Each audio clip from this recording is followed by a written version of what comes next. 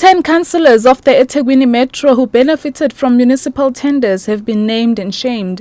And Johannesburg City Power case of awarding an 800 million rand tender has been postponed.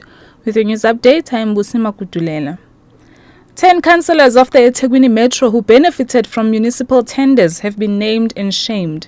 KwaZulu-Natal MEC for Cooperative Governance Nomusa Dube and eThekwini Mayor James Nxumalo have been briefing the media in Durban about the process of dealing with people fingered by the Manase forensic report.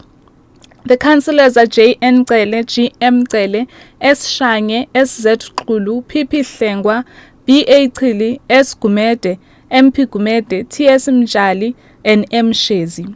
Dube says J.N. Cele was fined 2 weeks' salary, Shange 4 weeks' salary, and Xulu 1 year's salary. The Auditor General had found that in the 2009-2010 financial year, irregular expenditure of R500 million was incurred by the city. This was due to deviations from supply chain management processes that opened the way to fraud, corruption, and maladministration. A court case by the National Union of Metal Workers of South Africa, NUMSA, regarding Johannesburg City Power's awarding of an 800 million rand tender has been postponed to July 11th. NUMSA wants City Power to explain why it granted the tender to a company that imports solar-powered geysers rather than sourcing the geysers locally. NUMSA National Treasurer Mpumzi Maqungo. We are approached by workers who are working in 3 companies in Gauteng that manufacture solar pressure geysers. Those workers were complaining that there's a company that is importing from China solar pressure geysers. And then we realized that we are faced with a problem because later on, as NUMSA, we knew now that there was an 800 million that was given to a company called City Power to run this process. So we wrote to City Power since May last year. They have never responded up until December last year. The family of a slain Rustenburg councillor Mos Phakwe has successfully applied for media to be allowed to cover the court proceedings during an appeal hearing by convicted former mayor Matthew Wolmarans. The permission was granted by the Northwest High Court in Mahikeng today. The hearing for the appeal by Wolmarans and his driver Enoch Machaba is expected to be heard on the 7th of this month at the Mahikeng High Court.